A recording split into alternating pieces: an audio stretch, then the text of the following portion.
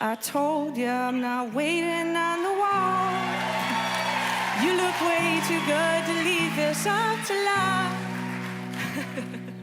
I don't want your heart, your soul, or your hands.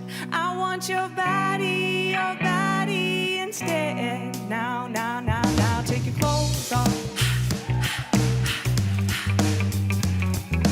Clothes off.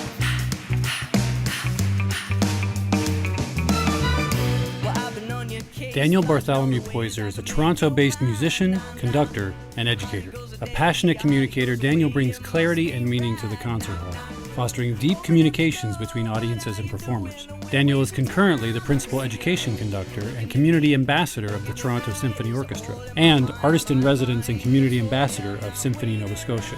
He served as assistant conductor of the Kitchener-Waterloo Symphony and associate conductor of the Thunder Bay Symphony Orchestra. Daniel has performed with the Vancouver Symphony Orchestra, Edmonton Symphony Orchestra, Calgary Philharmonic, and has been re-invited to the San Francisco Symphony for 6 consecutive years and was cover conductor with the Washington National Opera in 2020. In the 2020 season, Daniel was scheduled to debut with the Detroit Symphony Orchestra, the Baltimore Symphony Orchestra, the Regina Symphony Orchestra, Prince Edward Island Symphony Orchestra, and the Kamloops Symphony Orchestra. Daniel was recently the subject of a feature-length Canadian Broadcasting Corporation documentary.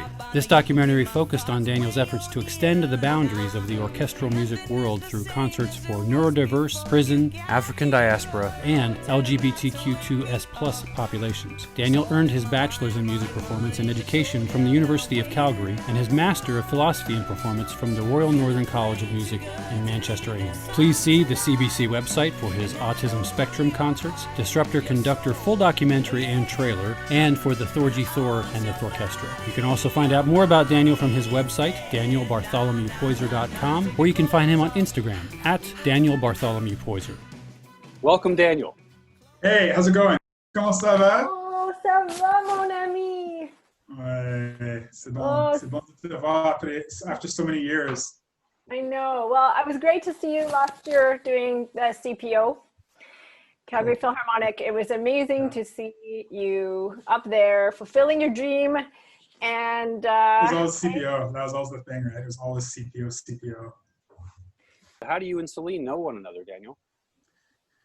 Well, Celine and I were at the University of Calgary together.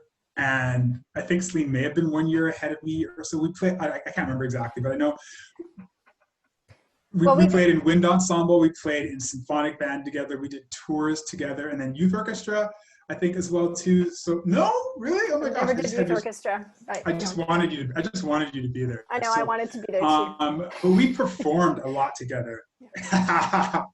We performed a lot together and played together, and that. So it's going right back to university, those formative years. Yes. Yeah. One of the things that I remember most about you in the hallways is your always just joyous presence. You're always happy like this. And when I saw your photograph for this, I was like, who is that?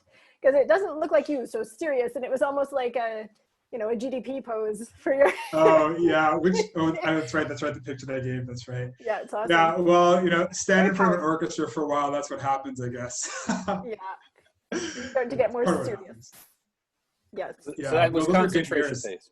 Yeah, those are really good years at UC. I think that's where at that university and those instructors and that time period and all of us there, I think it was easier to be happy. The world was so much different, and there were problems, but there were different sorts of problems, different magnitudes. And that's really where my love of music, like just the pure love of the thing, was really nurtured. So yeah. No wonder you were so happy. And then you went to Manchester. Yes, and I went to Manchester to study at the Royal Northern College of Music. When I was at University of Calgary, there was a teacher there by the name of Dr. Glenn Price, and he had a wind ensemble conducting program that happened during the summer. And there was a teacher there by the name of Clark Rundell, and I just loved his teaching, the way he taught and what he taught. And because of him, I would have gone anywhere that he taught. If he taught in Manitoba, I would have gone there. If he taught in Saskatchewan, I would have gone there. If he taught in Rhode Island, I would have gone there. It just so happens that he taught in Manchester, England. So I went to follow a teacher. And I was not wrong. I learned a lot of great stuff from at the Royal Northern College of Music in Manchester. It was hard. He was a hard teacher, but he was really great. Just not only about like like what you have to think about being a conductor and musician, but how you like just very practical things, survival things. So yeah. So when you got back, your next step was to where? Where did you land? Back in Canada. Funnily enough, I taught I taught for 4 years at education major, right? Yeah, I did my education degree. So chronologically, right? Because it's important, because people are often like, well, how did you become a conductor, right? So I started off by doing a 4-year music degree, tuba performance, right? And then I did 2 years of education, and I taught for 4 years at a private Christian school in Calgary, taught music and French and some other things. And then I did my master's degree. And then I went back to teaching, actually, because I wanted to pay off. I was still conducting, and I was conducting a chamber group in Calgary called Players Chamber Ensemble. They made me the music director before I really knew what I was doing. And we all worked it. It was a fantastic experience working with some wonderful string players from Mount Royal College and Calgary Philharmonic Orchestra and other teachers in the city. So I taught for about 5 years after getting my master's degree in conducting. And then at a certain point, I was getting kind of sad and depressed, because I thought, my dream of becoming a conductor is kind of, as time goes by, it's becoming harder and harder to get out of education. And not that I wanted to get out of education, because I'm still a teacher. I can still teach. I loved it, but I also had these 2 competing sorts of things. So one of my friends, Rod Squance, wonderful Calgary percussionist, sat me down, and he didn't sit me down, but we were sitting down. And he said, Dan, you kind of have to make a move at some point besides some things. And I applied for a few workshops. I didn't get in anywhere at all. And I was pretty depressed. And then I had a coffee with Gareth Jones at a coffee shop in Waterloo in Calgary. And he said, Dan, just like give it a whirl. Just don't give up. Just apply for everything. So I applied for everything. That night, I applied for the Winnipeg Symphony Orchestra Conducting Symposium with Alexander Micklethwaite. And I'd applied the year before. They didn't accept me. I applied that year, right after Gareth was like, hey, Dan, just give it a whirl. And I got in. And this was a workshop where they talked not only getting you to conduct the Winnipeg Symphony Orchestra, but also programming a season and public speaking and working with an agent and doing all this sort of stuff, all the other things that you do as a conductor. And it's interesting, there's a book on flying called, what's it called?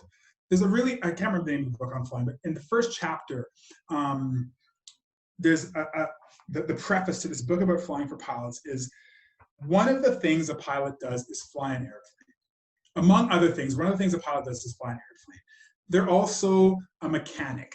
They're also a meteorologist. They're also a radio operator. They're also a medic. They're also and as a conductor, one of the things you do is conduct an orchestra. That's like 8% of your time. In a COVID year, it's 0% of your time. But you're still so busy. So that symposium was about all these other things. It was great. I did pretty well. I got in with an agent who was in New York, and which was exciting. He's like, I know an agent in New York. Oh my gosh, this is so exciting. He was able to help me get some auditions. And even though I didn't win any of those auditions, it got me up in front of orchestras and got me used to auditioning, because you have to practice auditioning. Unless you're some crazy superstar conductor, most of us have to practice auditions and just work at becoming better auditioning. So finally, I had a string of different auditions the next year after that, and I was able to get the job with Thunder Bay Symphony Orchestra. I was there for 3 years.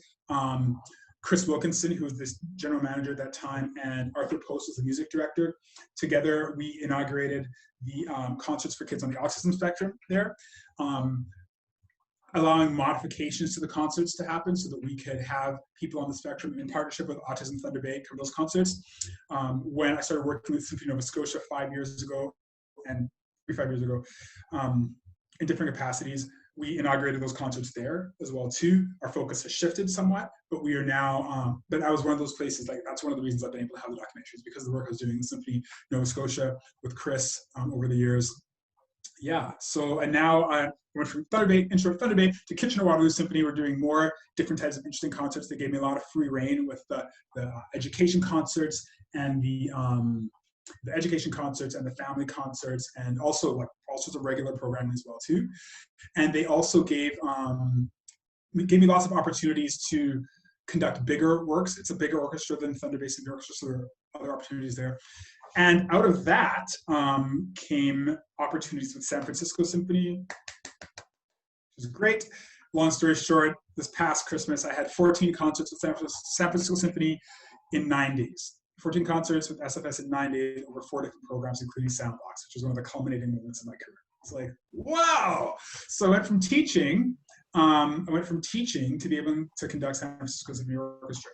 Interesting point though, Dr. Price said one year, sometimes what looks like a step up is a step across, right? So I still am very, very proud of the fact that I am qualified and could be able right now to go and teach in a classroom in a high school. Like classroom, get out your books, you have a detention, like that kind of a teacher. I can still do that. And I'm still very proud of that, and I still do that. Helps to keep my feet on the ground. It's fun. It's like now it's like teaching for sport.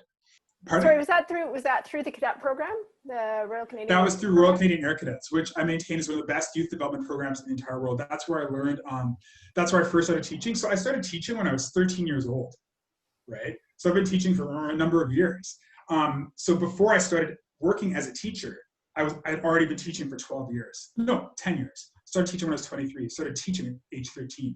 All the public speaking skills. Right, learning 6 types of questions: follow-up, overhead, lead-off, direct, reverse, and relay. That's, you learning those at age 14 and being in charge of other people.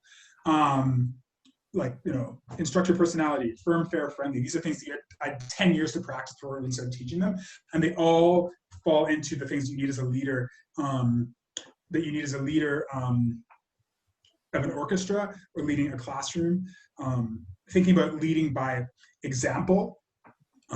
Thinking before you speak and how your words carry weight. What you were talking about before in terms of like having to be able to do 15 different things at once. I can't remember who said it, but they said it's not enough to have a talent. Okay, you have a talent. Okay, fine, great. You have to have a talent for your talent. So if you can't like nurture the ground of your talent and do the things that help your talent be able to flourish and take care of it and promote it correctly and wisely, boy, you're really going to have a tough time. And you do see that. Right? So yeah, absolutely.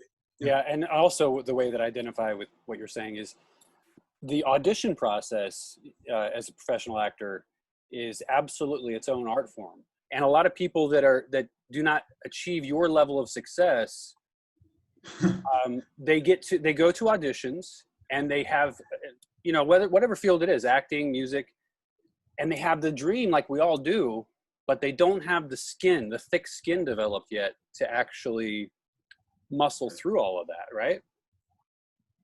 Right. So that's interesting, because do you feel like we need to have a thick skin? I feel like I have a really, really thin skin because I'm really sensitive. But maybe the thick skin is just keeping on going. Part of what makes an actor good at being an actor is the willingness to be open and vulnerable and sensitive.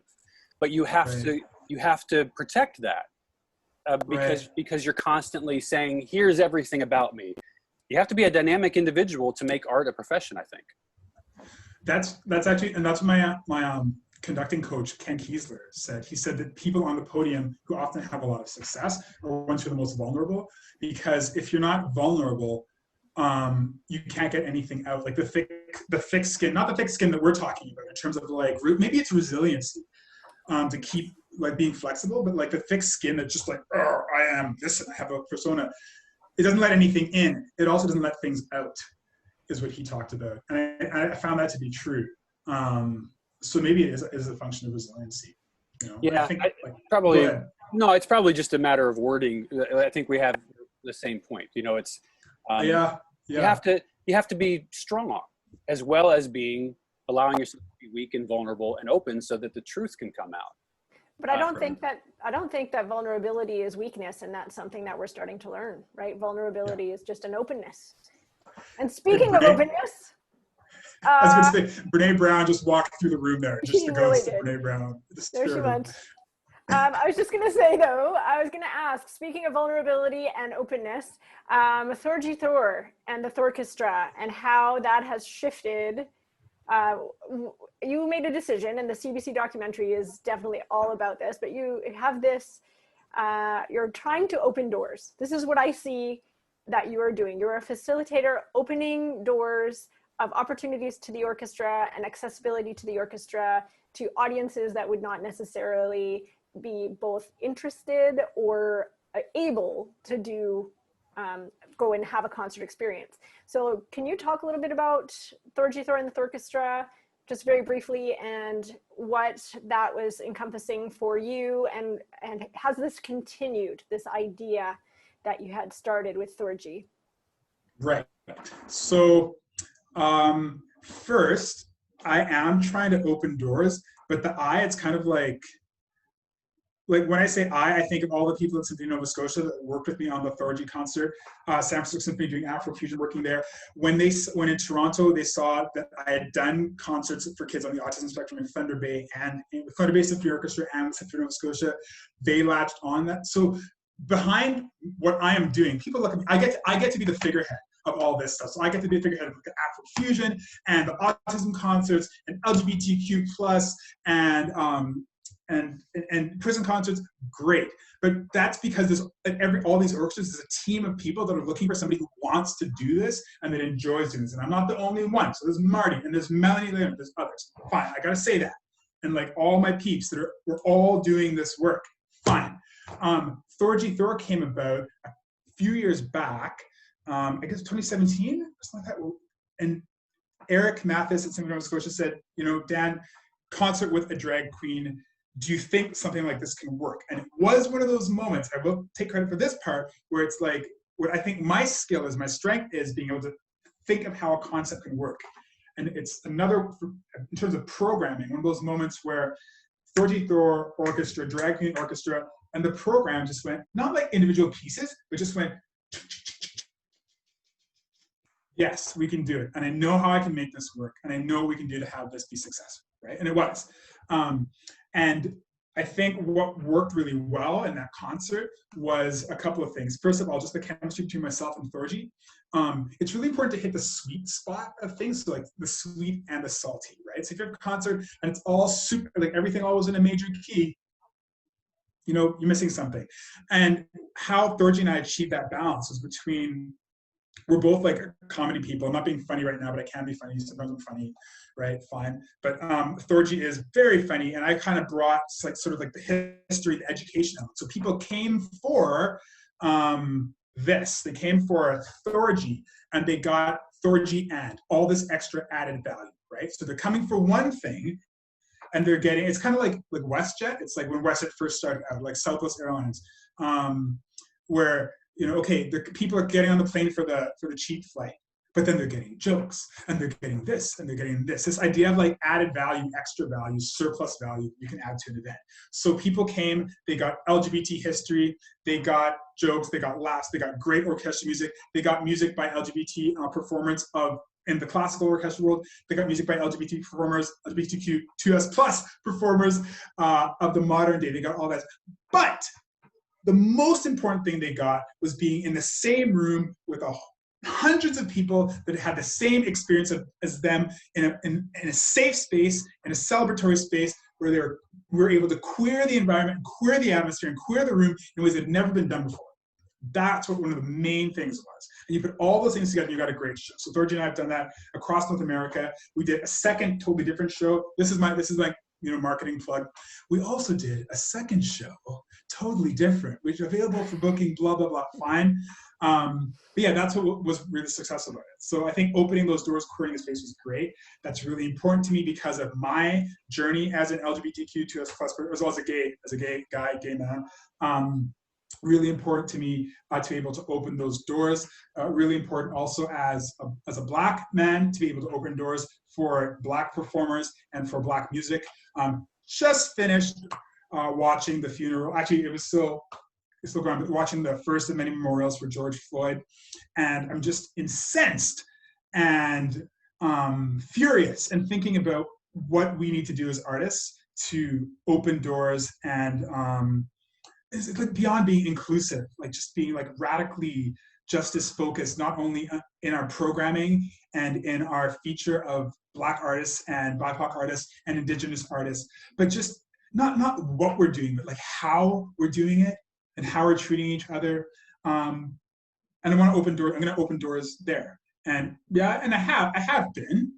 And I'm encouraged now with the recent events to continue and to do it perhaps even on a different level. And especially now that like fires are being lit. Yeah. So I can't remember what the question was, but that's part of the answer. That was pretty close. That was a pretty cool answer. Yes. So okay, good. Oh, I was just going to ask one last question for now is, when it came to the orchestral world and becoming a conductor, who sparked you? Was there one, I mean, you had talked about Patricia Heitman as a mentor, but who sparked you? Like when we went to WASB in 1999 in San Luis Obispo and did that tour, what was it there? Was there somebody there? Because I know Fred Fennell was there, and that was a big deal for a lot of people. What was the big deal for you that went, yes, this is definitely what I want to do? You know, my grade 2 music teacher, Leona Pauls, taught us basic conducting patterns. And I remember being 13 years old and doing a project on Berlioz' Symphonie Fantastique and talking to my class about l'idée fixe, which tells you a lot about my life as a 13-year-old, tells you a little bit about my dating life as a 13-year-old. It's like, you know, would you like to learn more about l'idée fixe? I remember, and for that project with Madame Wilson, who, please forgive me for talking class all the time. I was a pretty bad student. But for that project, I conducted like the last minute or so in front of the class with the recording on of Symphonie Fantastique, right? It was always kind of there, and mostly as a fun thing. I was always conducting. I was just always conducting. And if anything, I would say the thing that clinched it was there was Taldeck did a recording of historical conductors, great conductors of the past. And just watching these conductors, Barbaroli, Bernstein, Furtwängler, Bruno Walter, Klemperer, Karajan. Oh my goodness. I would just watch videos and just fall in love. Carlos Kleiber conducting Beethoven's fourth, second movement. You just watch it. And I mean, so to answer your question, I don't think that there's like a moment or a person. I don't think for me there was an aha moment. But I think if I can think of like things that really inspired me, Seiji Ozawa, Brahms 1, Leonard Bernstein, Mahler 2, Carlos Kleiber, Beethoven 4, second movement, Karajan, Beethoven 9, Furtwängler, third movement, Beethoven 9, just falling in love with the music. And then interestingly, it was later, like I knew I wanted to conduct because I love studying the music and understanding the music and being able to mold it, right? But then falling in love with it again, when you actually start, I mean, you can't understand what you're like when you're conducting like a university group or a student group. I'm sorry, it's wonderful, it's beautiful.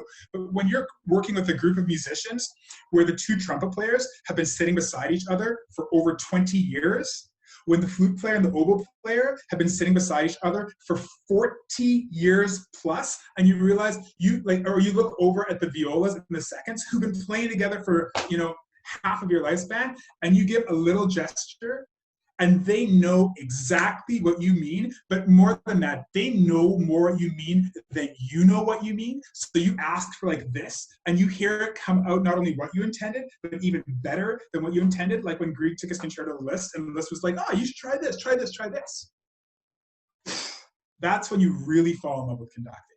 So you start wanting to do it, but then when you finally know what it actually is that you're doing, right? Like I've been lucky enough, like with San Francisco, we had a concert. I think it was like 4 or 8 shows. I can't remember, 4 or 5 shows of the same thing. It was an education concert, right? So I get to do an education concert with San Francisco Symphony, which means I get to do the same movement of Beethoven 8. It was 5 times with San Francisco Symphony, twice a day. The learning that I get from that the principal benefit, I'm sorry, is not to them of doing that. It's to me. I'm learning so much from that, right? It's like, here's how they do it. Okay, try. And I'm not trying like different tempos, different things each time. No, it's just like a little bit here and there. Oh my gosh. Oh my gosh. Right?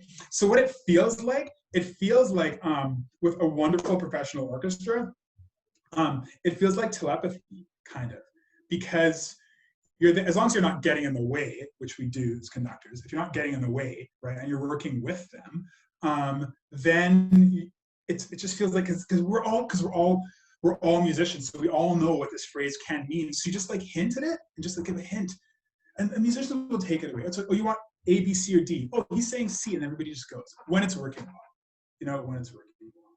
And I can give an example. And this is, again, it shows like the power of like good education.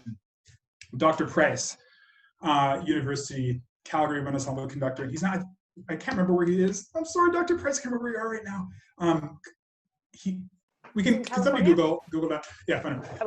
And I was just emailing him, but I can't. He's at one or two schools. I want to get it right. But for conducting, he did this really, really, really interesting Beispiel, or what would be object lesson. He said, okay, everybody, I want you, I'm going to get 4 musicians up. 4 people from the band come up, from the conducting class come up. And I want you all to sing Horkstyle Grange. God, Horkstyle Grange, there was an old man, from Lincolnshire Posey. So we all sing it. He's like, great. Now I want you to sing it again, and I want you to move. Just move and have fun and show the phrasing all together. Nobody's, just sing and show the phrasing. So we're having fun because we didn't know where it was going. So we're all singing, we're having fun, and we're moving, and we're enjoying the music. Great. He goes, okay, great. Now you're a French horn player, you're a flute player, you're a tuba player, you're a saxophone player. Can you all now move but pretend that you're playing your instruments, right? And keep on having it. So you're singing, but you're playing your instruments. So, everybody's moving, still having fun, we're laughing. He goes, okay, great. Now I want you to be the conductor. Everybody follow the conductor. So conductor starts, everybody stopped moving. Expression went to pretty much nil, and we all just watched. And I was like, oh my gosh, this is what we do. It went from chamber music and us making music together to just like, follow the conductor. Are we doing what that person wants? And he didn't have to say anything. He didn't have to say anything after that. The whole class was just like, oh. So real conducting is then what he said next, which was, okay, now what I want you to do is conduct with them and go back to when you were all moved, like get that feel. We're all moving, we're all making music together, and you're guiding things along. That's what you want to have it be. That's what I aim for. I don't get that all the time. Sorry, I don't get that all the time, And I'm learning now. I've been conducting professionally for 8 years now. I hope that if you were to ask the musicians that I work with regularly, I hope that they would say, over time, he's able to help us more and more. We're able to make more music together rather than following. Not where I want to be with that yet, but that's what I work towards, right? That's the goal, is for us all to be making music. And yeah, there are times where you have to, right? But can you have everybody, can you facilitate that? I think that's what the really great conductors are able to do. And that's what I aspire to do. So Daniel, when did art, and specifically music, enter your life? And then also, like, what was your favorite music when you first started to fall in love with it? So I started piano lessons probably at age 5 or so. And I quit before, unfortunately, I got very good, right? So I'm not a concert pianist at all. I play for myself and for studying scores and for fun. But I started at an early age, right? So I was exposed to it. My mom was always, in Trinidad, was a colony of the UK. So they got British education, right? And part of that was orchestral music. So my mom and my aunts grew up with parang music, with calypso, with music by paranderos, with classical music, with Bach. They grew up listening to Handel's Messiah during Christmas, as well as traditional parang music, right? So I grew up, when I go, staying with my aunts in Brooklyn over a summer, where I spent a lot of time in Brooklyn with my aunts, would hear like a lot of Kenny G, a lot of Bach, a lot of Mozart, a lot of Baron, a lot of Sparrow, a lot of Bob Marley. And it was all just, it was totally normal. So for me now, when I'm to do the sorts of concerts, like collaborative concerts that I'm often asked to do, they'll be like, okay, we're gonna have like Beats by Bob Marley. Now we're gonna do a little bit of Bach. Okay, and here's like, it's just like, that's totally normal, because that's how I grew up. It was all in there. So that love was nurtured in many different ways. If there was ever a moment for me, the moment was when I went from grade 6 to grade 7. They took us to down to Branton Junior High School, took us way into the basement. There's this like cafeteria sort of area. And they said, okay, now the band's gonna play, because we had to pick our options, right? So for all the 6th graders in the room, they said, now the grade 9 band is gonna play for you. And the grade 9 band played John Williams' theme from Superman. And I don't know if I'd ever really heard people play live like that, up that close. But I just knew I had to do it. I was like, I'm taking band. And that's where the instrumental part of the journey started. Interestingly enough, because of the music of John Williams, in a sense, right? Who's incredible. So that was one of the big turning points. But it was, there were paths, there were points all along, but there were also points where I wanted to quit, right? So I think we make a lot of, I'm not calling you out, right? But I think like there is a lot that's made of this moment. Was there a moment?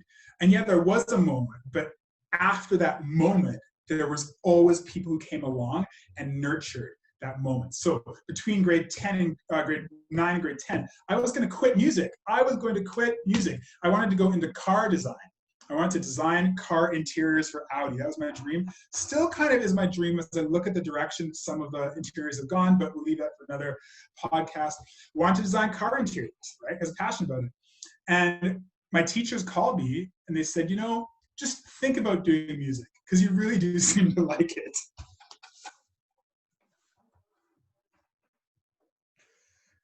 So you could have been helping Celine with her car all this time, but instead all this time, maybe I would have been in Germany with Peter Schreier, I think his name was the designer there.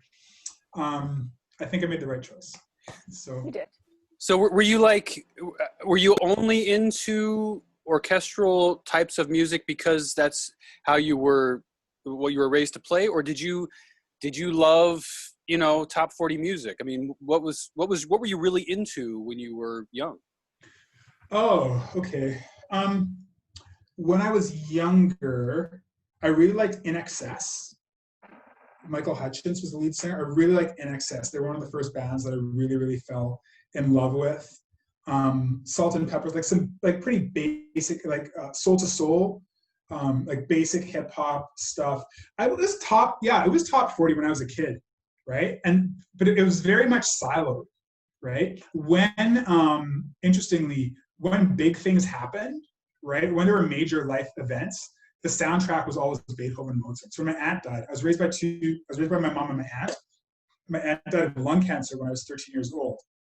And it was Mozart's Requiem for months, right? Like I memorized the lyrics and I didn't realize it was like, that was the piece for my aunt.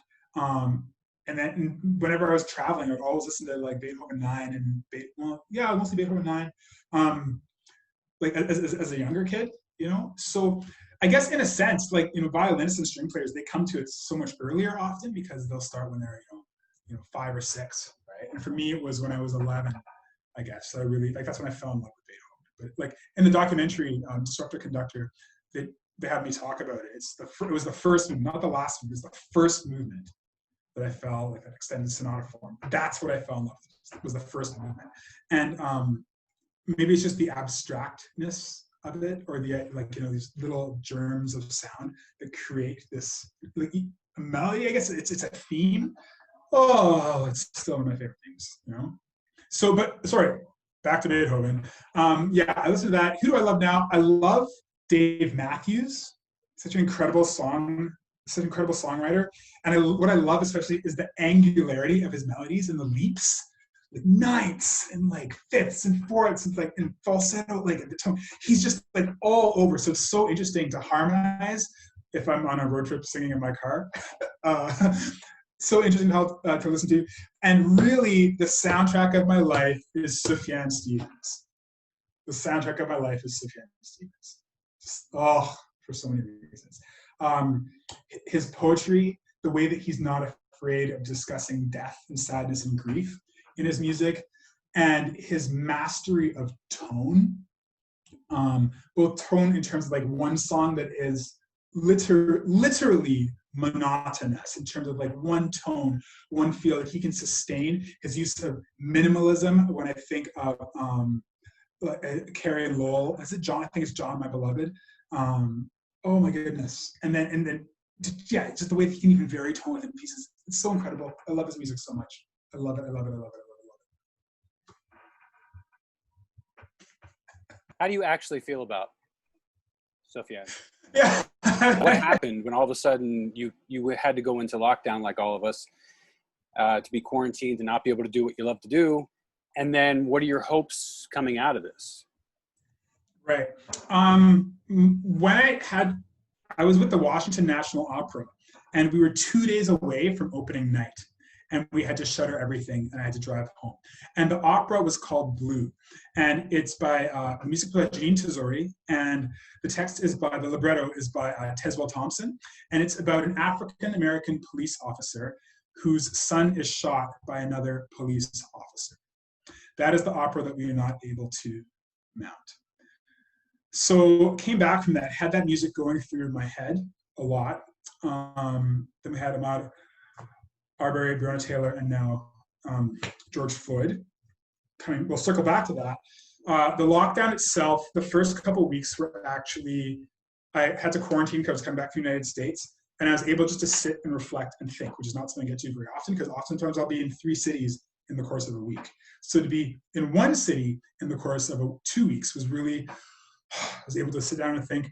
For the first 6 weeks, I was really good because I'm kind of an overworker a little bit, and very, very regimented and very structured. And I seem chaotic, but it's like there's like gears that are running all the time, right? So I was up at 8:03 every morning, and like by 8:16, I'm doing my work, and by 9:12, I'm out of the shower, and I'm like, that's literally what it's like.